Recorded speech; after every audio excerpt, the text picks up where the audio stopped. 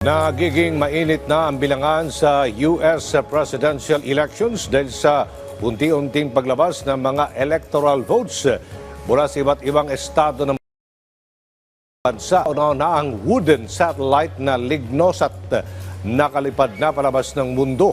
Si Joy Salamatin sa sentro ng balita. Painit ng painit ang isinasagawang bilangan sa nalalapit na pagtatapos ng presidential election sa Amerika. Base sa partial result ng mga estado as of 12:10 p.m. dito sa Pilipinas, lamang sa kasalukuyan si Republican candidate Donald Trump na may 214 electoral votes mula sa mga estado na naglabas na ng kanilang mga bilang. Samantala, sumunod naman si Democratic candidate Kamala Harris na mayroong 179 electoral votes na dinomina ang eastern part ng bansa. Mahigpit namang tinututukan ng buong bansa ang resulta na lalabas sa mga swing state na tila battleground ng dalawang kandidato, partikular na ang Pennsylvania. Anila, ito ang magdidikta sa kung sino ang mananalong presidente ng bansa. Samantala, patuloy naman ang paghihigpit ng mga otoridad sa Amerika sa kabila ng mga nangyayaring bomb threats sa bansa.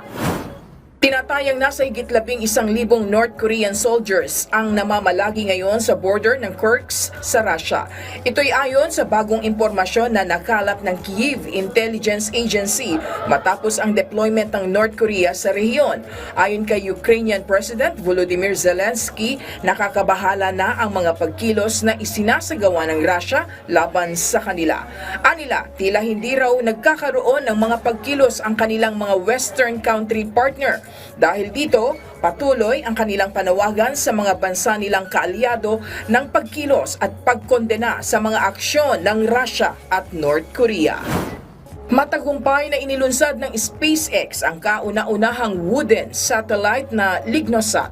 Nakalagay ito sa isang specialized container na gawa ng Japan Aerospace Exploration sa loob ng isang unmanned rocket mula sa Kennedy Space Center ng NASA.